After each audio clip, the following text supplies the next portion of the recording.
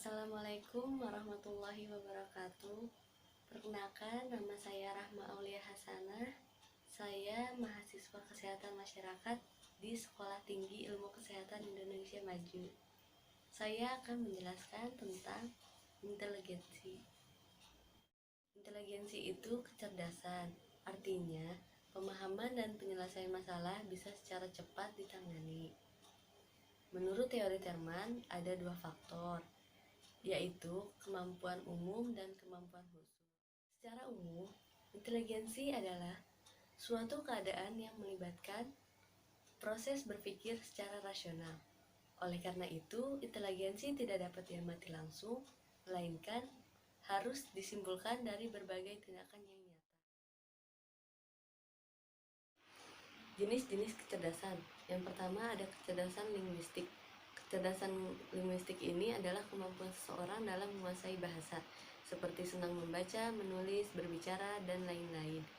Yang kedua ada kecerdasan logis matematik. Kemampuan seseorang dalam menyukai angka, seperti suka mencari jalan keluar yang logis untuk memecahkan suatu masalah.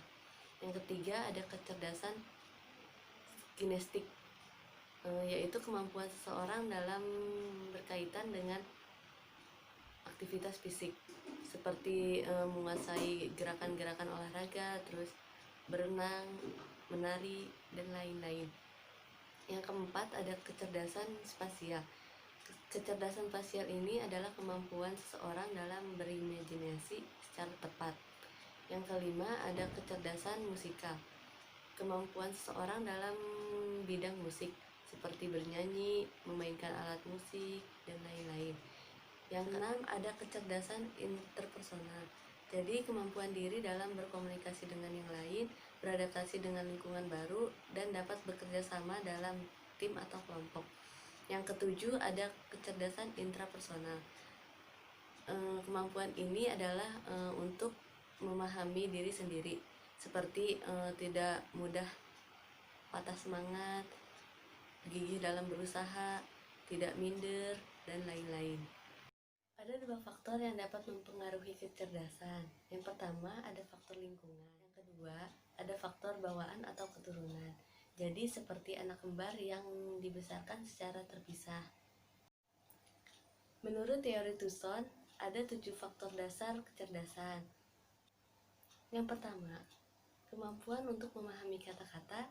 Yang kedua, kemampuan untuk mengucap kata.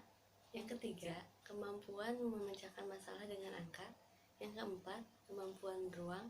Yang kelima, kemampuan mengingat. Yang keenam, kemampuan mengamati atau menafsirkan persamaan. Yang ketujuh, kemampuan penalaran. IQ adalah skor yang diperoleh dari sebuah alat tes kecerdasan. Tingkatan kecerdasan menurut Terman, 0-19 itu idiot, 20-49 imbisil, 50-69 moron, 70-79 inferior, 80-89 itu bodoh, 90-109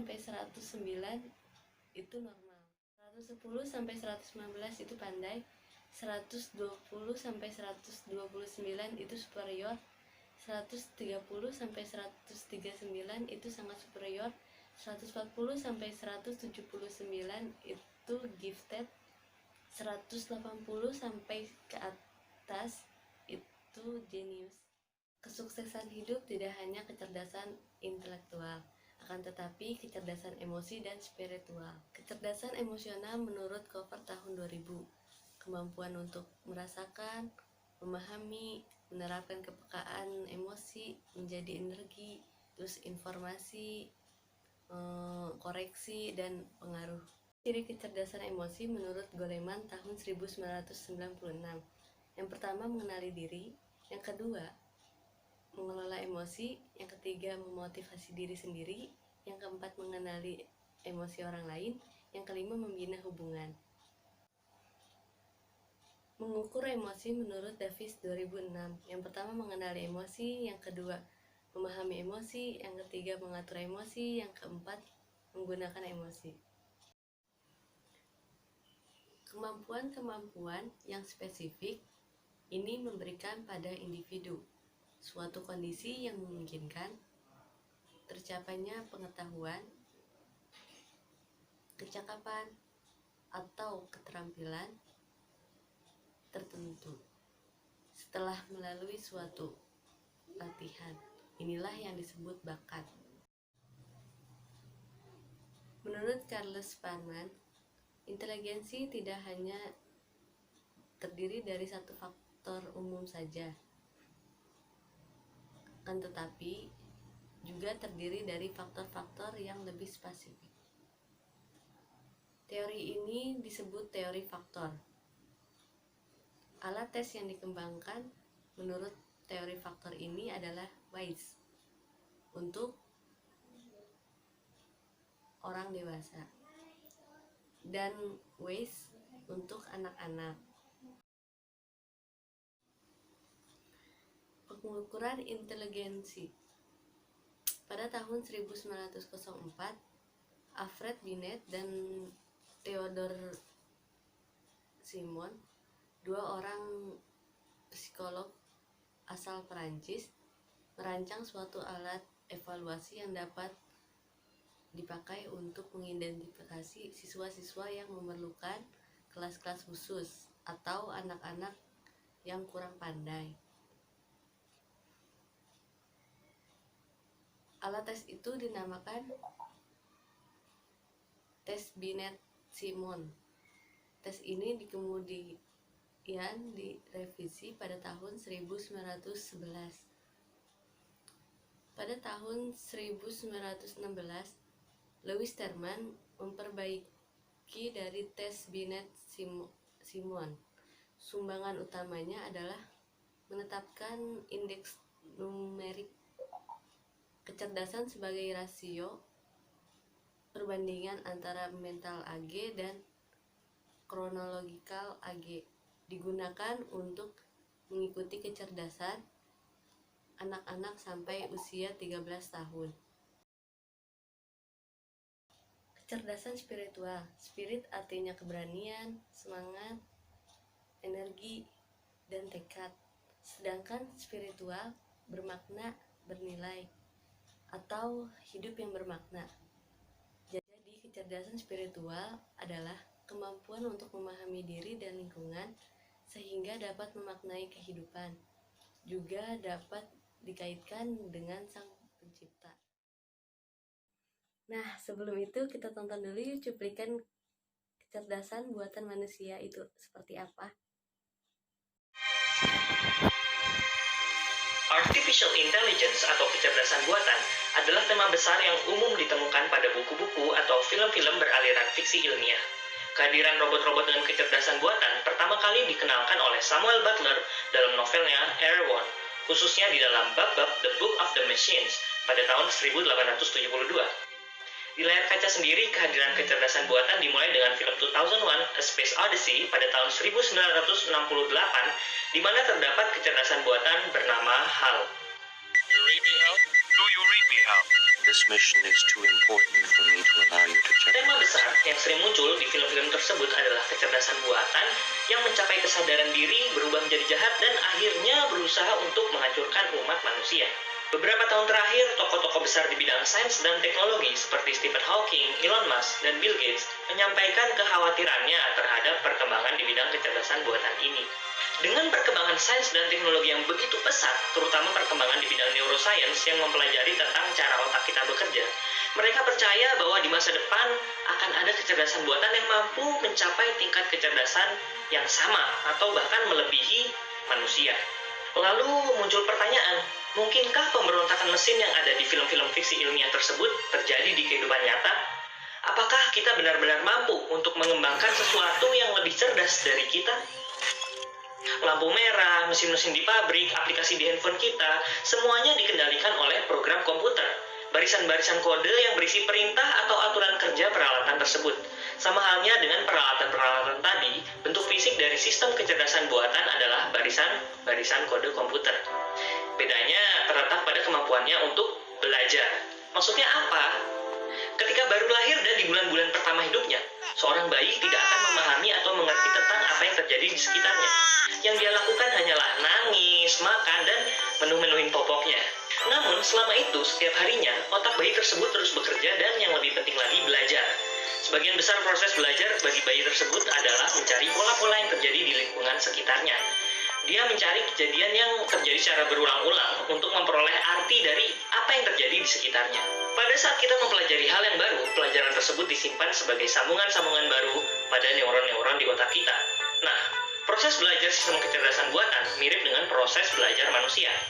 Bedanya, pola-pola yang diamati disimpan dalam model matematika sederhana yang bentuknya seperti neuron di otak kita. Model matematika ini sering disebut sebagai artificial neural network, dan dia belajar dengan mengamati pola-pola pada informasi yang diberikan kepadanya. Hasil dari belajarnya adalah sebuah model atau seperangkat aturan yang baru yang menyesuaikan dengan pelajaran atau informasi yang diberikan kepadanya. Berdasarkan kemampuannya untuk belajar, kecerdasan buatan terbagi menjadi 3 kategori. Yang pertama adalah Artificial Narrow Intelligence atau Weak AI, yaitu kecerdasan buatan lemah. Weak AI sudah banyak dijumpai di kehidupan sehari-hari kita. Timeline Facebook kamu dirancang oleh Weak AI. Begitu pula tokoh-tokoh di video game seperti di Zelda Breath of the Wild. Bilang, "Oke Google," ke handphone Android kamu, dan kecerdasan buatan akan mengolah suaramu dan mencoba menjawab pertanyaanmu.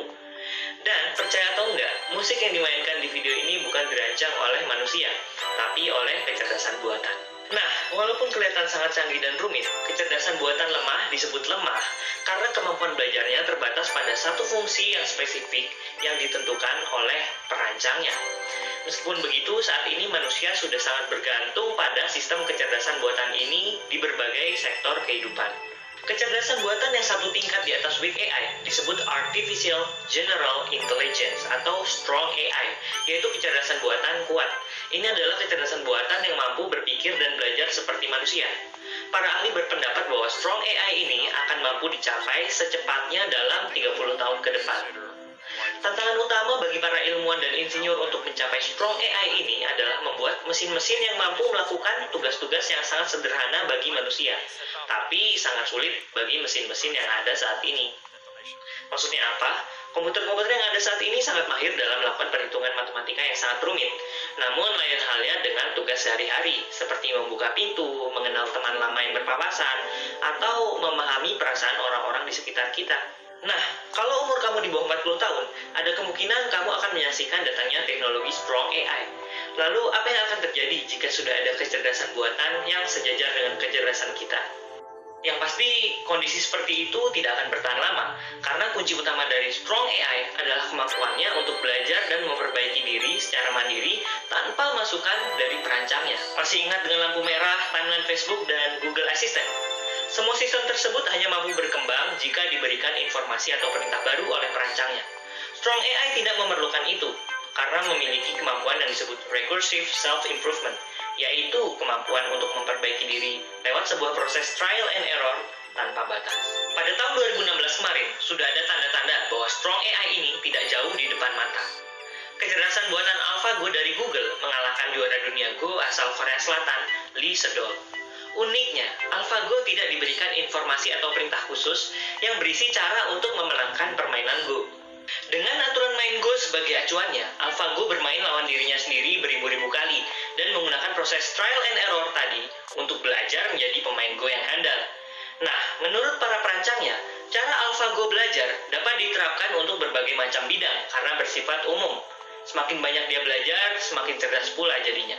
Kemampuan untuk belajar secara berulang-ulang tanpa bantuan dan pengawasan dari manusia inilah yang bakal melahirkan kecerdasan buatan terakhir, yaitu super intelligence atau kecerdasan buatan super.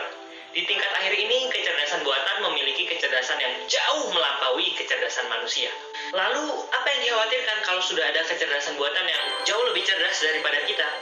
Pendapat para pakar terhadap pertanyaan ini terbagi menjadi 2. Para pakar yang optimis berpendapat bahwa di dunia yang dipenuhi dengan kecerdasan super, mesin-mesin dengan kecerdasan super tersebut akan tetap berada di bawah kendali kita.